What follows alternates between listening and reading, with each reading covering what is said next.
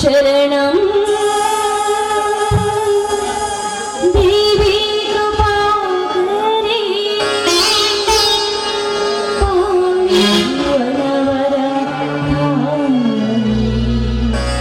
पाहि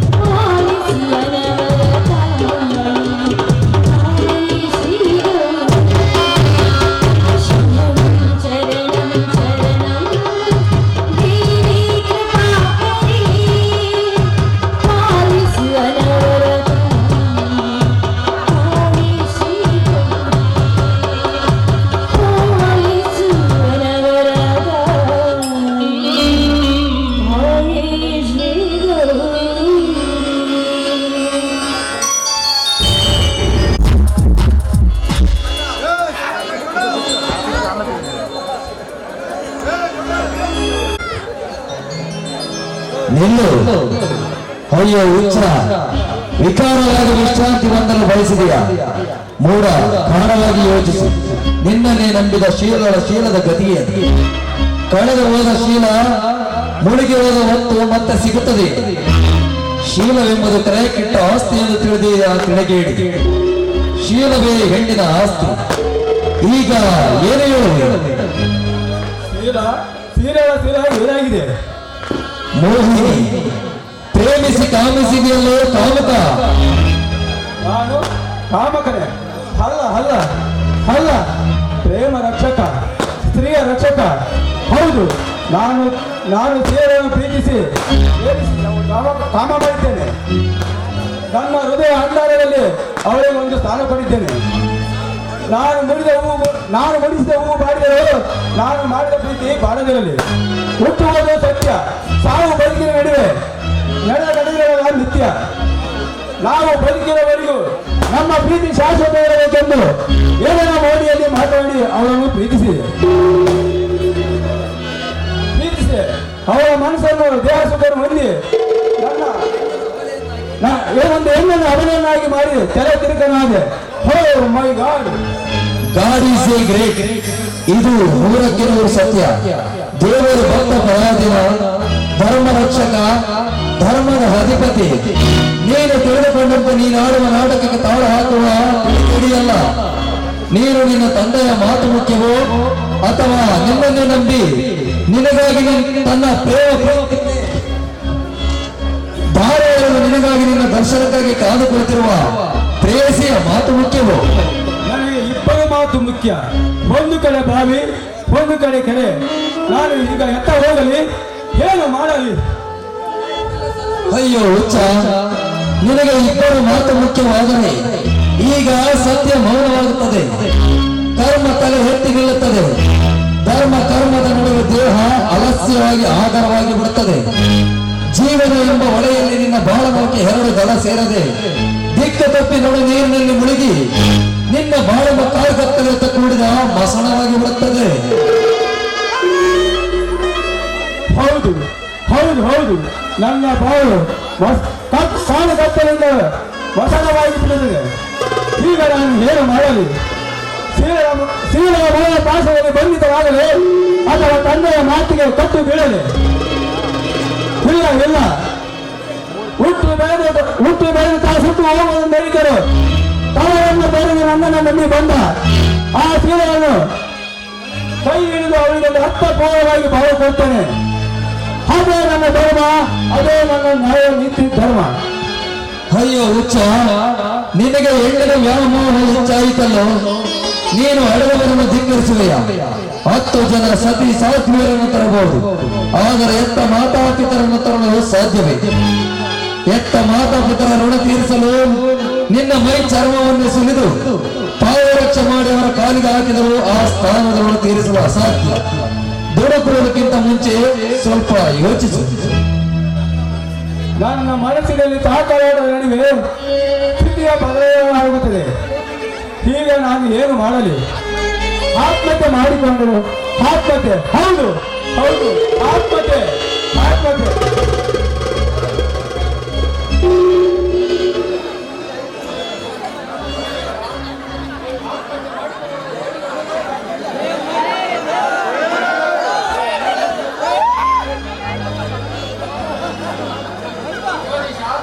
ಆತ್ಮಹತ್ಯೆ ಮಾಡಿಕೊಳ್ಳುವುದು ಏಡಿಗಳ ಲಕ್ಷಣ.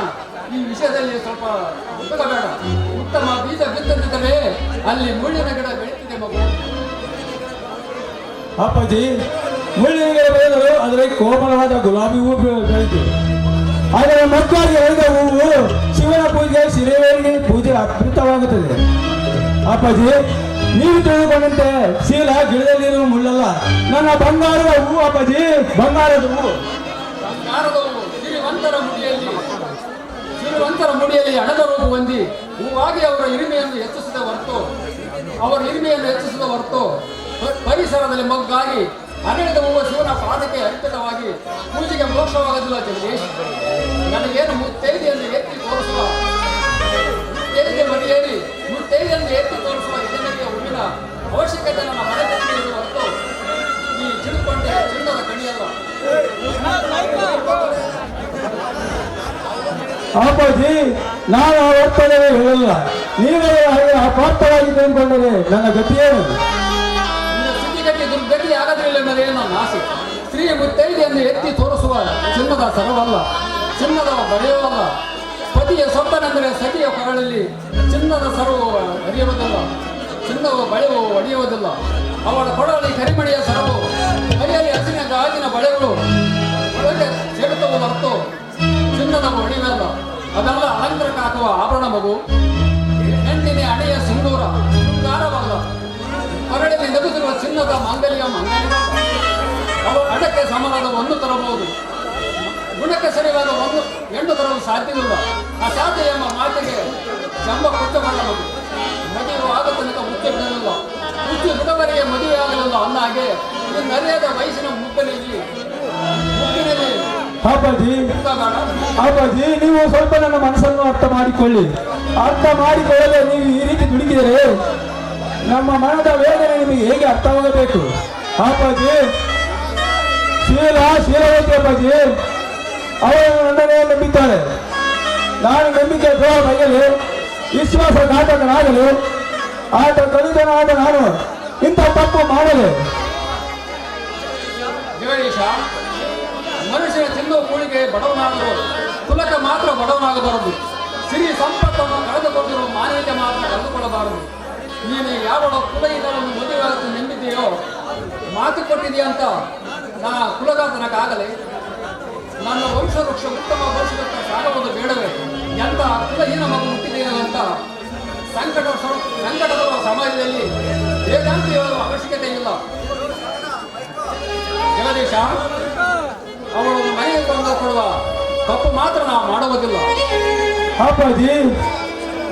ಅಪ್ಪಾಜಿ ನನ್ನಾಗ ಸೀರೆಯ ವೃಕ್ಷಕ್ಕೆ ನೀವೇ ನಿಂತು ಬಯಸಿ ನಿಮ್ಮ ಹಸ್ತ ನಮ್ಮ ಮಸ್ತಕ ಮೇಲೆ ಸದಾ ಬೀರಲೆಂದು. ಅಪ್ಪಾಜಿ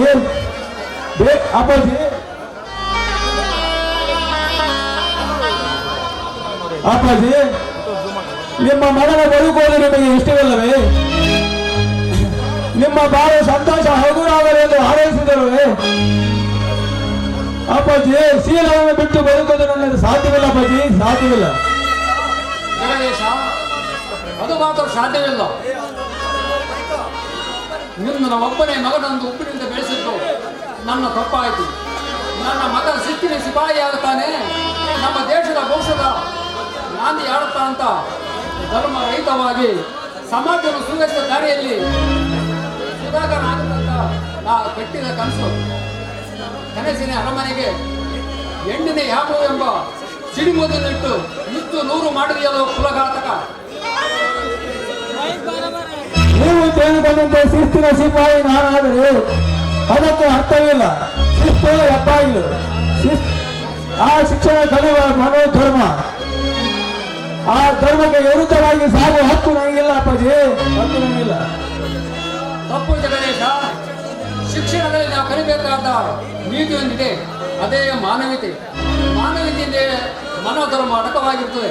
ನೀನು ಮಾನವೀಯತೆಯನ್ನು ಕಲಿತನಂತೆ ತಿಳಿದುಕೊಂಡು ಯಾವ ಅರ್ಥವಿಲ್ಲ. ಹಾಗಾದ್ರೆ ನಿಮ್ಮ ಮಾತು ತಿರುತ್ತಾರ.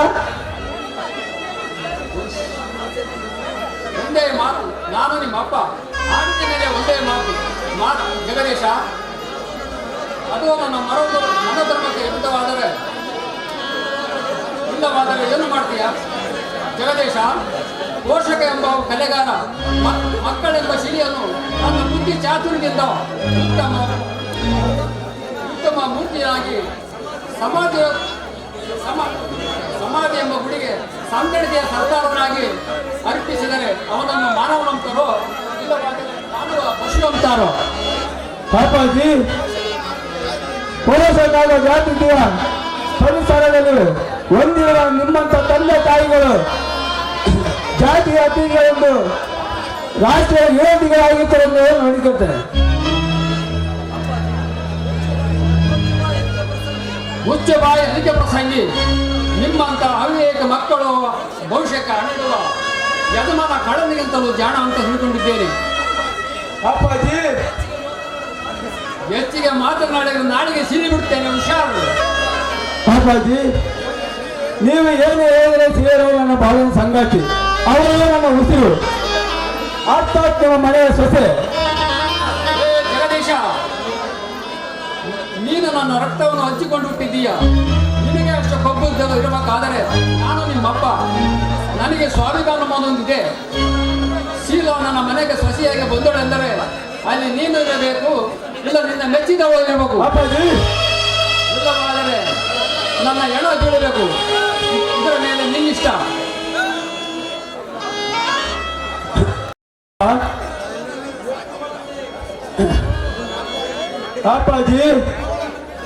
ಅಪ್ಪಾಜಿ, ಅವರನ್ನು ಬಿಟ್ಟಿರೋದು ನನ್ನಿಂದ ಸಾಧ್ಯವಿಲ್ಲ. ನನಗೂ ಅಷ್ಟೇ ಕಣೋ. ನಿನ್ನನ್ನು ಕಳೆದುಕೊಂಡು ಬದುಕುವ ಇಚ್ಛೆ ನನಗೆ ಇಲ್ಲ.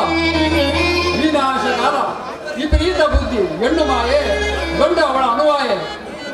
ನೀನು ನನ್ನ ಮನೆಯ ಆಶಾ ಜ್ಯೋತಿಯಾಗಿರಬೇಕು, ಅಮರ ಜ್ಯೋತಿಯಾಗಿರಬೇಕು. ನೀನು ನಿನ್ನ ಹೆಂಡತಿ ನಗು ನಗುತ್ತಾ ಅಂಧಾಗೋಗಳೊಂದಿರುವ ನನ್ನ ಸಂಸಾರವನ್ನು ಕಣ್ತುಂಬ ನೋಡಬೇಕು. ಜಗದೀಶ, ತಂದೆ ತಾಯಿಯನ್ನು ಕಳೆದುಕೊಂಡ ತಪ್ಪುಲಿಯಾದ ತಂಗಿಯ ಮಗಳು ಜಾನಕಿಯನ್ನು ನಿನಗೆ ತಂದುಕೊಡುವಂತ ಮಾತು ಕೊಟ್ಟಿದ್ದೇನೆ. ಆ ಮಾತನ್ನು ಉಳಿಸಿಕೊಳ್ಳುವ ಕುಲಪುತ್ರ ನೀನಾಗಬೇಕು.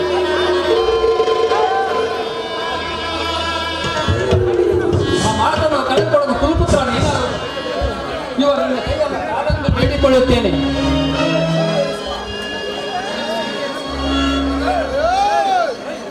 ಈ ಕೊನೆ ಇಳಿಸುವ ದುಡುಕಬೇಡಿ ಅಪ್ಪಾಜಿ, ದುಡುಕಬೇಡಿ. ನಿರ್ಧಾರ ಬದಲಾಗುವುದು ಜಗದೀಶ. ತೀರ್ಮಾನ ನಿನ್ನ ಪಾಲಿಗೆ. ಒಂದು ಕಡೆ ಸೀರೆಗಳೆಂಬ ಸೀರೆ ಹೆಣ್ಣಿನ ನಾಮವ, ಇನ್ನೊಂದು ಕಡೆ ವೃತ್ತಿ ವಾತ್ಸಲ್ಯ. ನಾನು ಯಾವುದನ್ನು ತ್ಯಾಗ ಮಾಡಲಿ? ಸೀಲ ಎಂಬ ಹೆಣ್ಣಿನ ಸೀಲ ನಾನು ಮದುವಾಗದಂತೆ ಯಾವ ಬಾಯಿಂದ ಹೇಳಲಿ? ಸೀರೆಗೆ ಬೇಕೆಂದು ಹೋದರೆ ಇದ್ದಾಗ ಅಪ್ಪಾಜಿ ಬದುಕಿರೋದಿಲ್ಲ. ಈಗ ಏನು ಮಾಡಲಿ? ಸೀರೆಗಳು ಬೇಕು. ಒಂದು ಹೆಣ್ಣಿಗಾಗಿ ತಂದೆಯನ್ನು ಬಲಪಟ್ಟ ನಾ ಮಾತ್ರ ಎಂದು ಜನರಾಡುವ ನುಡಿಗೆ ತಲೆ ತಗ್ಗಿಸಬೇಕಾಗುತ್ತದೆ.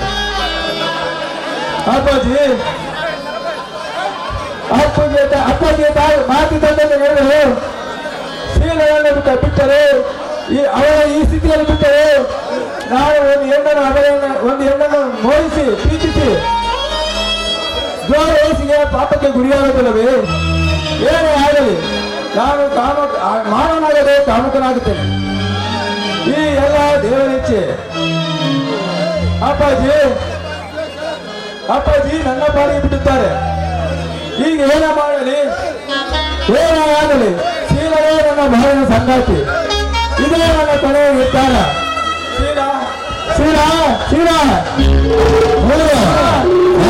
ಯೋಚಿಸು. ನಿನಗೆ ಆಸೆಗಳು ನೂರಾರು ಇದ್ದರೂ ಚಿಂತೆ ಮಾತ್ರ ಒಂದೇ, ಅದೇ ಶೀಲಳ ಕೈ ಹಿಡಿಯುವುದು. ಹಾಗೇನಾದ್ರೂ ಮಾಡಿದರೆ ನಿನ್ನ ತಂದೆಯ ಶವ ಸಂಸ್ಕಾರಕ್ಕೆ ಸಿದ್ಧತೆ ಮಾಡು. ಸಾವಿರಾರು ಹೆಂಡತಿಯರನ್ನು ತರಬಹುದು. ನಿನ್ನ ಜನ್ಮಕ್ಕೆ ಕಾರಣವಾದ ಮಾತಾಪಿತರನ್ನು ತರಲು ಸಾಧ್ಯವೇ? ಹುಚ್ಚ, ಇದರವರೆಗೂ ಜೊತೆಯಾಗಿ ಹೊಂದಿಕೊಂಡು ಹೋಗು. ದೂರದ ಬೆಟ್ಟ ನೋಡಲು ಸುಂದರ. ನಿನ್ನ ತಂದೆಯ ಮಾತು ನಡೆಸು. ಪಡೆದುಕೊಂಡು ಬಂದದ್ದು ಉಣ್ಣಬೇಕಾದ ಮೂರ ದುಡಿದದ್ದು ಅಲ್ಲ. ನೀನು ಶೀಲದ ಬಗ್ಗೆ ಚಿಂತಿಸಬೇಡ. ಅವಳನ್ನು ಮರೆತು ಬಿಡು. ಅವಳಿಗೆ ನಿನ್ನ ಬೇಡ. ಮುಂದೆ ಕಾದು ನೋಡು. ನಿಮ್ಮಪ್ಪ ಇಚ್ಛೆ ಪಟ್ಟಂತೆ ಮದುವೆ ಮಾಡಿಕೊ.